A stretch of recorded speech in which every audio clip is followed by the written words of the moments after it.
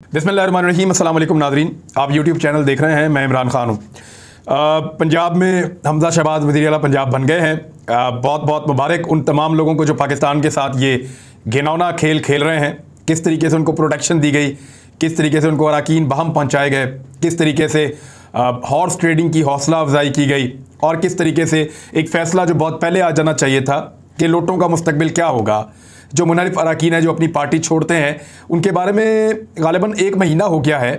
सदर पाकिस्तान जनाब आरिफ अलवी साहब ने एक रेफरेंस भिजवा रखा है अदालत में।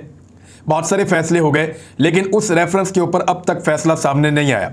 अगर इन लोटों के मुस्तकबिल का फैसला हो जाता और ये बता दिया जाता कि ये वोट डाल सकते हैं या नहीं डाल सकते और इनकी नाअहली की क्या सूरत हाल होगी, तो ऐसी सूरत में कभी भी आज ये मार धाड़, ये तशद्दुद ये ना देखना पड़ता पाकिस्तान की आवाम को। लोग लोटे लेकर आए, सुबह उन्होंने अटैक कर दिया डिप्टी स्पीकर के ऊपर, उसको लोटे मारे, उसको वहाँ से बाहर घसीट के बाहर निकाला पुलिस ने। उसके बाद परवेज़ इलाही का बाजू तोड़ दिया शाम को। फिर इन्होंने वहाँ से बाइकआउट किया और बाइकआउट करने के बाद परवेज़ इलाही साहब तो दुआएं दे रहे थे, हाथ उठा उठा के दुआएं मांग रहे थे उनके खिलाफ। तो उसके बाद जो है वो हमज़ा शहबाज साहब को वज़ीर आला पंजाब मुंतखब कर लिया गया है। बाप पाकिस्तान का वज़ीर आज़म, बेटा पाकिस्तान का वज़ीर आला। जो लोग पाकिस्तान में ये घिनौना खेल खेलते हुए रिजीम चेंज के ऑपरेशन में ये तब्दीली लेकर आए हैं, उनका ये नया वर्ल्ड रिकॉर्ड बनाने के लिए बहुत बहुत शुक्रिया।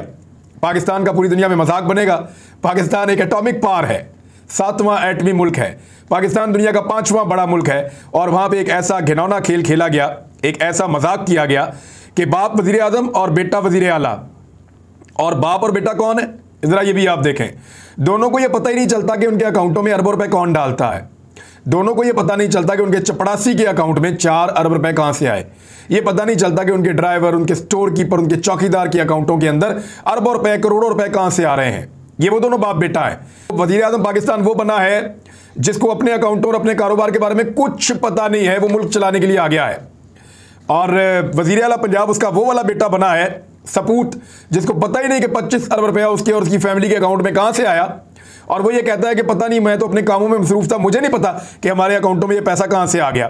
बहरहाल ये सारी चीज़ें रिपोर्ट होती नहीं है, ज़्यादा आपको बताने की ज़रूरत नहीं है। लेकिन एक ऐसा बाप और बेटा, उनके ज़रिए से पाकिस्तान के सबसे बड़े सूबे और पाकिस्तान के वफाक को मजाक बनाने पर और ये घिनौना खेल खेलने पर रिजीम चेंज का जो लोग इसके मुताल्लिका हैं, उन तमाम को दिल की गहराइयों से बहुत बहुत मुबारकबाद।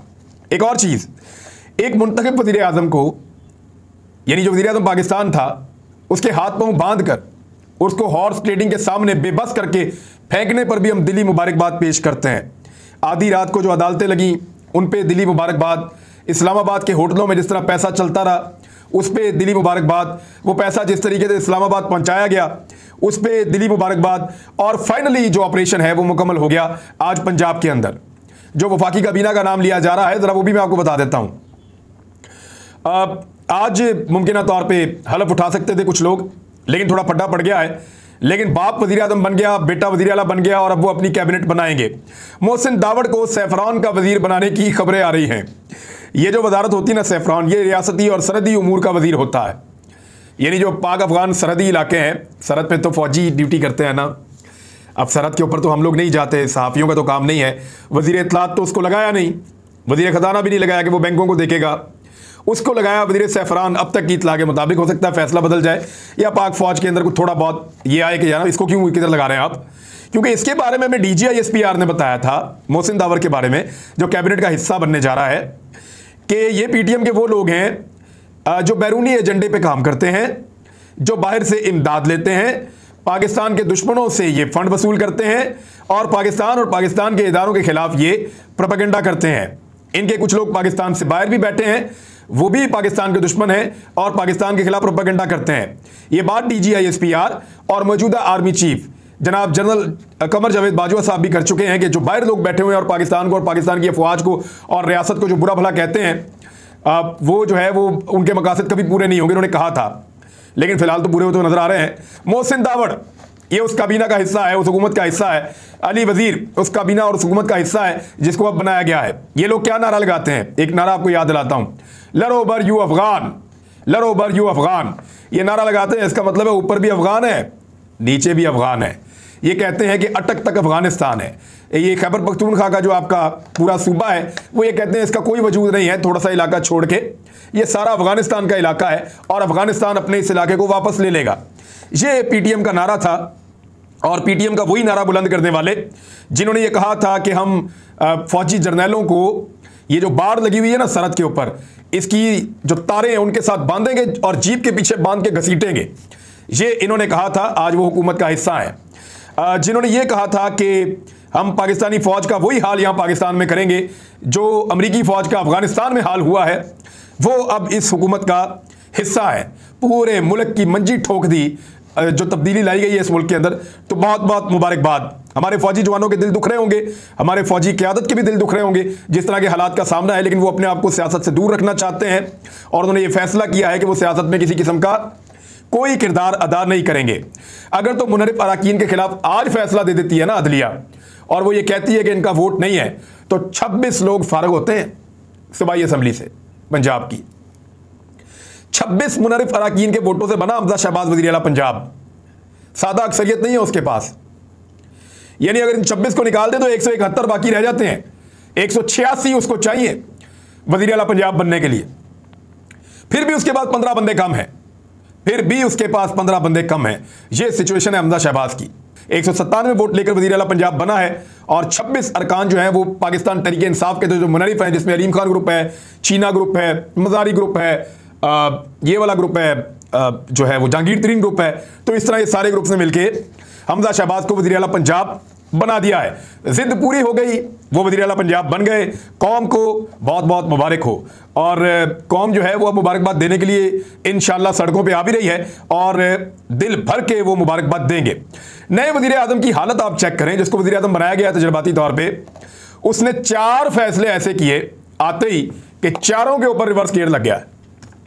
यानी चीनी घी महंगा तो कर दिया, आटा महंगा कर दिया, बाकी चीज़ें वो लगातार महंगी कर रहा है, वो तो एक अलग कहानी है, उसके ऊपर तो इंशाल्लाह डाटा रोजाना की बुनियाद पे जमा हो रहा है, हम आपको बताते जाएंगे।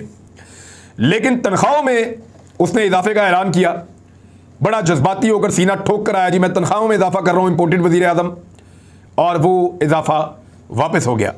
पेंशन में इजाफा किया, बड़ी बड़क मारी थी कि पेंशन में भी इजाफा कर रहे हैं, वो वापस हो गई, यू टर्न हो गए 2।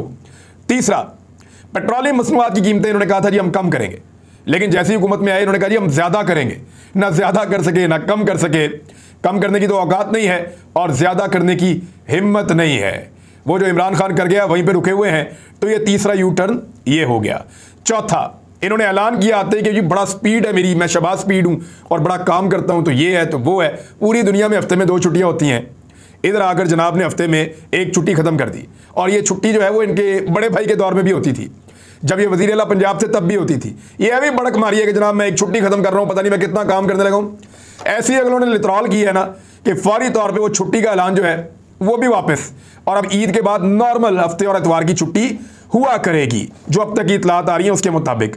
अगर एक अदालत का फैसला आ जाता तो मुनरिफ अराकीन इस तरह ना करते, ऐसे पाकिस्तान के अंदर मंडियाँ ना लगती, ऐसे पाकिस्तान के अंदर हॉर्स ट्रेडिंग ना होती, बहुत सारी चीज़ें क्लियर हो जाती, चाहे हक में आ जाता चाहे खिलाफ आ जाता, लेकिन अदालत का एक फैसला तो आ जाता। कम से कम दिल में जो कसक है लोगों के, या दिल के अंदर लोगों के जो एक चुभन है या एक खलिश है कि यार शायद अदालत कोई इंसाफ दे देती हमें और पाकिस्तान के अंदर ये मकरूह खेल ना होता हॉर्स ट्रेडिंग का, तो वो तो निकल जाता, कम से कम वो गलतफहमी तो दूर हो जाती। उधर पाकिस्तान पीपल्स पार्टी ने इनकार कर दिया है वजारतों का हिस्सा बनने से। आसिफ अली जरदारी ने कहा कि शायद हम वजीर ना बने। मेरी इतला के मुताबिक अब तक 30 रुकनी वफाकी काबीना जो है वो कन्फर्म हुई है। 13 वजीर जो हैं वो PMLN के होंगे, पीपल्स पार्टी के 10 वज़रा होंगे और फिर MKM और बाकी जमातें 30 पहले हलफ उठाएंगे और फिर दूसरे मरहले में मजीद भी हलफ उठाएंगे। अब पाकिस्तान पीपल्स पार्टी ने 2 वजारतें मांग ली हैं बड़ी इंपॉर्टेंट। स्पीकर तो उन्होंने अपना बनवा लिया।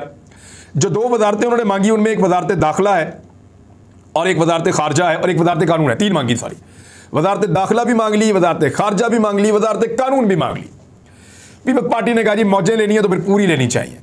उधर PMLN जो है वो ये सोच रही है कि इनके साथ इत्तेहाद बना के तो अपनी परमानेंट ही अपनी जो है वो पार्टी की सियासत खत्म करने के चक्कर में वो पड़ तो नहीं गए। अब वहाँ पे ये असेसमेंट शुरू हो गई है, लेकिन इस वक्त उन्हें इक़्तिदार नज़र आ रहा है और इक़्तिदार से निकलते हैं तो जेल नज़र आ रही है, तो बहुत सारी चीज़ें उन्हें हैंडल करनी है। अफसरान के तबादले धड़ाधड़ हो रहे हैं, तकरीरियां धड़ाधड़ हो रही हैं, कुछ भी करके शहबाज शरीफ साहब अपने केसेस के ऊपर असरअंदाज होके ये माहौल बनाना चाहते हैं अगले इलेक्शन तक कि दोबारा उनको गिरफ्तार ना किया जा सके। ये अभी इमरान खान इनको नथ डाल देगा, इनको इलेक्शन में जाना पड़ जाएगा, बेड़ा गर्क हो जाएगा सारी सियासत का।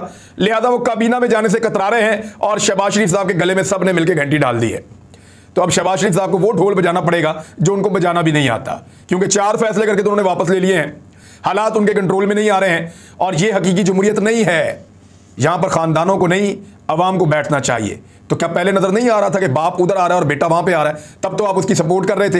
एक्चुअली अब आपको नजर आ रहा है कि पब्लिक आपके खिलाफ खड़ी हो गई है। अब आपको नजर आ रहा है कि इमरान खान इस सिस्टम को नहीं चलने देगा, 2 महीने के अंदर इलेक्शन में जाना पड़ेगा। और ये इंफॉर्मेशन मैं खुद नहीं दे रहा, बड़ी इंपॉर्टेंट जगह से सुन के आया हूं। 2 महीने में इलेक्शन की तैयारी कर रहे हैं सब लोग। पीपल्स पार्टी ने बिला वजह आज दरखास्तें तलब नहीं की। अब तक इतने, अपना ख्याल रखिएगा, अपने चैनल का भी। अल्लाह हाफिज़।